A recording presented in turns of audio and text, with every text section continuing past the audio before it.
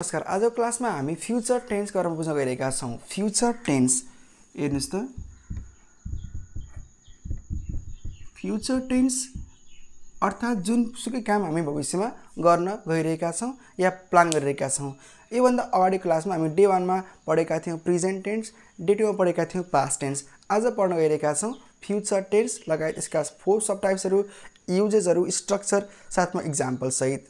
अब बुझौं हामी डिटेलमा सिम्पल फ्युचर टेन्सबाट future continuous tense, future perfect tense र future perfect continuous tense all in detail with example हेर्नुस् त।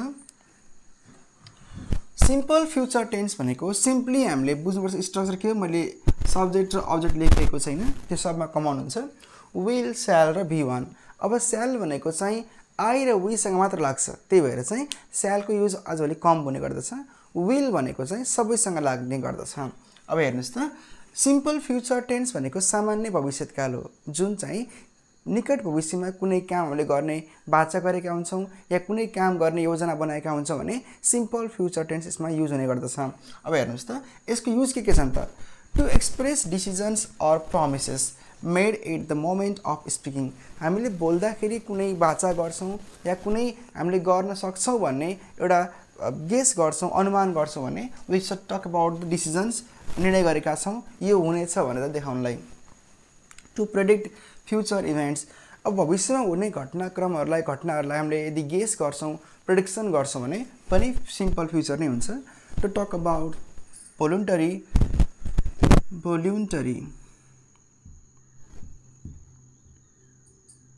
To talk about voluntary actions. त्यस्तै to express scheduled or planned future events less common, usually present continuous tense. हामीले भन्छौं नि इजेमार अनि भब हो, जस्तो कि I am going to have a meeting or I am going to attend a party.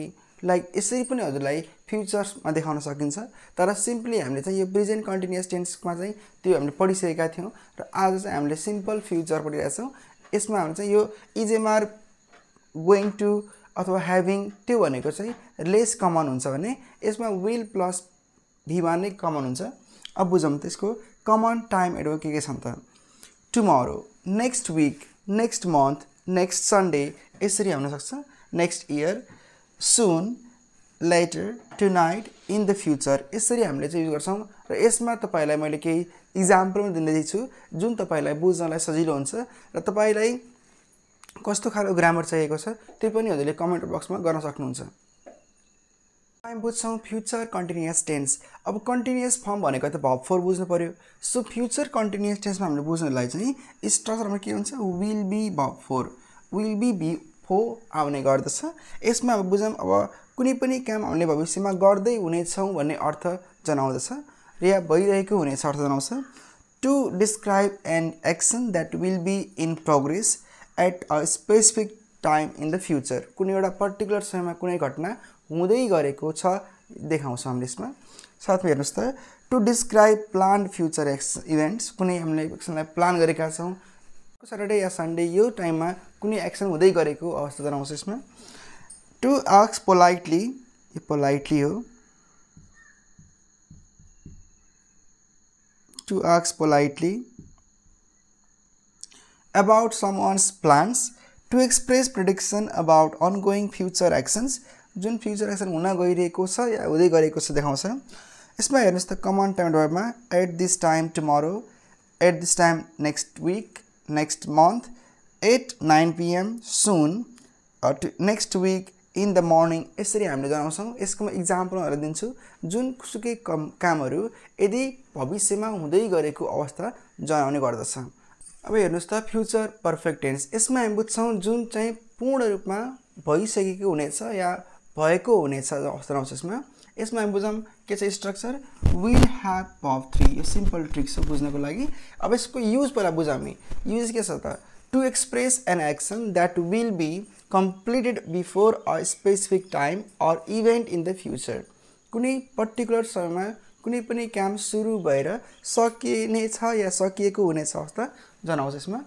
To show that something will have happened by a certain future time, एउटा फिक्स टाइममा कुनै घटना घटेको या भएको हुन्छ भन्ने देखाउँछ यसमा।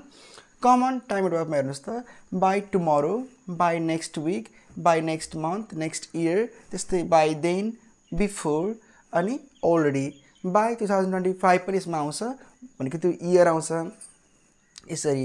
अब यसको इक्जाम्पल पनि म हजुरलाई दिइरहेको छु, हेर्नुस् त। अब आउनुस् 4 नम्बरमा। अब 4 मा हेर्नुस् त फ्युचर पर्फेक्ट कन्टिन्युअस टेन्स रहेको छ जुन चाहिँ हामीलाई will have been verb four हो। यसको स्ट्रक्चर यसरी सिम्पली हजुरले बुझ्न सक्नुहुन्छ, will have been verb four भनेर। अनि यसको युज कुन बेला हुन्छ त भनेको कुनै पनि काम भविष्यमा सुरु भएको हुनेछ र निरन्तर रूपमा भइरहेको जनाउनलाई देखाउँछ।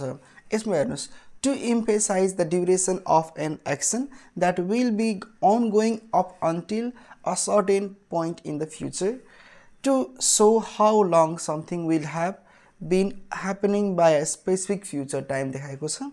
अब यसमा बुझ्नुपर्ने हामीले कमन एडभर्ब के छ त, for, since, then, by that time, by plus future date at future time, त्यस्तै how long भनेर हामीले युज गर्न सक्छौँ। यसमा by र before पनि आउन सक्छ, यो याद गर्नु होला। र फ्युचर पर्फेक्ट कन्टिन्युअस टेन्स भनेको एकदमै युज कम हुने खालको टेन्स हो जुन चाहिँ भविष्यमा काम सुरु भएर भइरहेको जनाउने गर्दछ। तपाईँ भिडियोलाई हेर्दै हुनुहुन्छ भने यसलाई लाइक शेयर कमेन्ट गर्न नबिर्सनु होला। र तपाईँ नयाँ जोडिनु भएको छ भने यसलाई प्लिज सब्सक्राइब गर्नु होला ताकि मेरो ग्रामर क्लासहरू, इङ्ग्लिस ल्याङ्ग्वेज क्लासहरू तपाईँहरूलाई गाह्रो नभइकन सजिलो होस् र तपाईँहरूलाई जुन ग्रामर या जुनसुकै टपिकमा भिडियो चाहिएको छ भने please do the comment in the comment section. म हजुरलाई प्र्याक्टिस क्वेसनहरू डिस्क्रिप्सनमा राखिदिनेछु, त्यहाँ लिङ्क क्लिक गरेर हजुरले त्यहाँबाट पनि गर्न सक्नुहुनेछ। धेरै क्वेसनहरू र अन्त्यमा एन्सर नै हालिदिएको हुनेछु। धन्यवाद, थ्याङ्क यू।